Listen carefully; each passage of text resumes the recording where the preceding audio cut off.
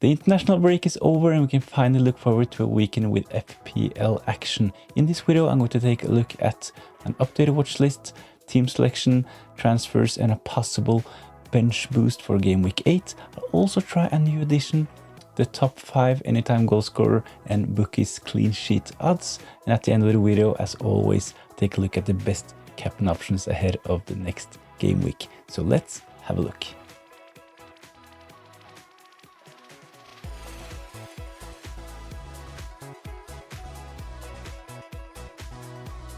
So this is my watch list ahead of game week 8. A couple of those players are actually owned by below 10% of the managers. Jared Bowen only selected by 7.5 and Fabian Schär is only selected by 0.5% of the managers. So big differentials as well as really good options ahead of game week 8. Enzo Fernandez, he is a really good option ahead of game week 8. The only problem with Enzo Fernandez is that he had to withdraw from the Argentina camp, so he is a question mark ahead of game week 8.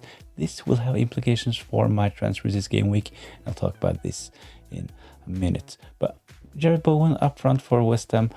Fulkrug, he is injured, so Jared Bowen, he can potentially play as their number 9.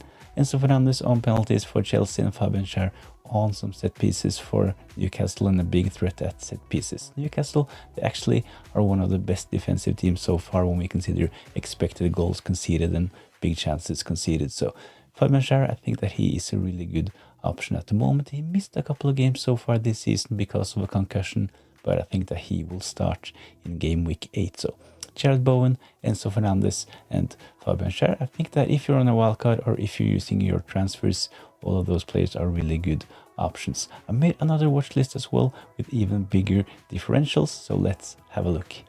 Watch list number 2, even bigger differentials. John Larson only selected by 1.5% of the managers. I think that he is a really good option up front at the moment, especially when we consider that he might be the first choice penalty taker for Fulham and they have really good fixtures coming up. So John Larson, I like him better than Calvert-Lewin, to be honest. So if I were to take a punt up front, I think I would transfer in Strand Larsen. The next player on this list is Anthony Gordon. He missed a couple of games so far this season as well because of he picked up a red card against Liverpool, but he's back, he's fit to play, and he has actually looked good, especially in the Champions League. He didn't impress in game week 7, he was subbed off early. Voltmade, he took the last penalty for Newcastle, but I think that Anthony Gordon is their first choice penalty taker. So only selected by 2.5% of the managers. I think that Anthony Gordon is a good option. The last player on this list is Diouf. I think that he will become a really good asset going forward. He was quite popular in preseason, but after a terrible start for West Ham, he has kind of lost interest. So Diouf only priced at 4.4, selected by 3.5% of the managers. He has contributed with 3 assists so far, so I think that he will become a really good option going forward. I might actually transfer in Diouf ahead of game week 8. So let's take a look at my team. So this is my team ahead of game week 8. I'm really tempted by playing my bench boost just to get it out of the way. One of the reasons why I'm really interested in playing the bench boost is because at the moment I have 8 strong midfielders and forwards, but I really like having at least one fodder so I can bring in someone like Josh King in midfield. Even Obi from Man United only priced at 4.3.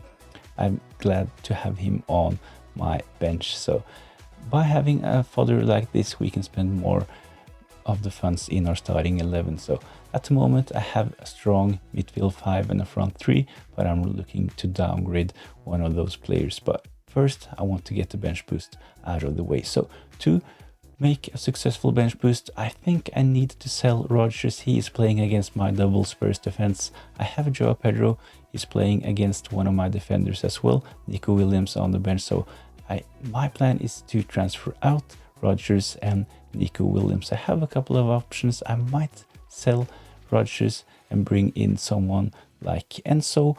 Only problem is that, as mentioned, Enzo, he is a bit of a question mark ahead of game week 8. So I might bring in Paqueta from West Ham. He is their first choice penalty taker and he is on set pieces for West Ham and they have a good fixture. So selling Rodgers to bring in Paqueta, and this will allow me to upgrade Williams to an Arsenal defender as well. So if you want more details and information about my transfer plan and transfer targets, go check this video out. I also included a wildcard draft and a free hit draft in this one as well. So if you're interested, go check that video out. So if I decide to go ahead with the transfers Rodgers to Paqueta and Williams to Gabriel, this would be my game week 8 team. I think that is good enough for a bench boost, so if I put my strongest players in my starting 11, I would have a bench consisting of Dubravka against Leeds. I think this is a decent fixture. Leeds, they have actually been solid defensively, but not that threatening going forward. I would have NGI playing against Man City, a tough fixture, but at least NGI, he is nailed on and he is on penalties for Everton. I would have a double up with Spurs, with both Van de Ven and Porro as well. Home game against Aston Villa, I think this is good enough for a bench boost. As mentioned, I actually have planned to play my bench boost a couple of game weeks earlier, but injuries, suspensions, stuff like that have gotten in the way, so I'm tempted to play the bench boost just to get it out of the way so I can downgrade one of my midfielders or one of my forwards. So at the moment, I'm leaning towards making those transfers and playing my bench boost. So a new addition to my weekly team selection videos, I've added the top 5. I always post these on X, so if you're interested, go follow me on X as well. It's the same handle as on YouTube. It's at FPLTFS. So weekly post with the top 5 ahead of each game week. So the first name on the list is Erling Haaland. He is the bookies favorite for anytime goal scorer, 58% chance of a goal. We have actually Salah on second, and we'll talk more about this in the captain selection. Gyökeres, Mateta, Joao Pedro, familiar names. What's really interesting is that 2 of those players are actually 2 of the most sold players ahead of game week 8. So both Salah, Joao Pedro, 2 of the most sold players ahead of game week 8, even though they are actually the bookies favorite for anytime goal scorer. When we take a look at clean sheets, Man City, they are the favorites for their home game against Everton. Arsenal, as usual, they are in the top 5. They have the strongest defense, so even though Arsenal have a tough fixture, they're usually on this list. We have 2 newcomers, Leeds and Sunderland. They have really good fixtures, so this is one of the reasons why it's kind of tough to pick a captain in game week 8, because some of the worst teams, they are playing against teams that are even worse. So 5th on this list, we have Liverpool. They are usually on this list, especially last season. They were always at least top 3, but they haven't been that solid this season. So 32% of a clean sheet according to the bookies for Liverpool in game week 8.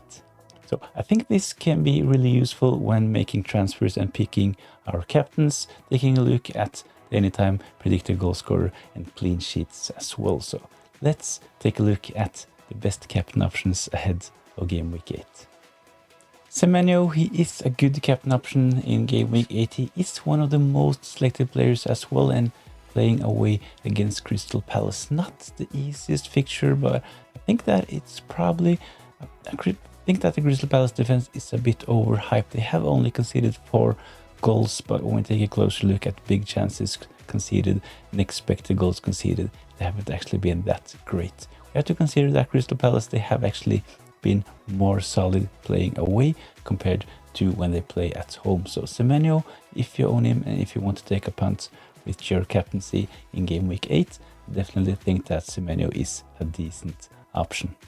Another really good captain option in game week 8 in my opinion is Mo Salah. He's kind of forgotten. I don't own him at the moment, but if you still have Mo Salah in your team, or if you're considering to get Mo Salah on your game week 8 wildcard, I really think that he is a good captain option ahead of game week 8. So when we take a look at Man United stats, they haven't been impressive. They have kept 1 clean sheet, but they have conceded 7 goals, 13 big chances, 18 shots on target.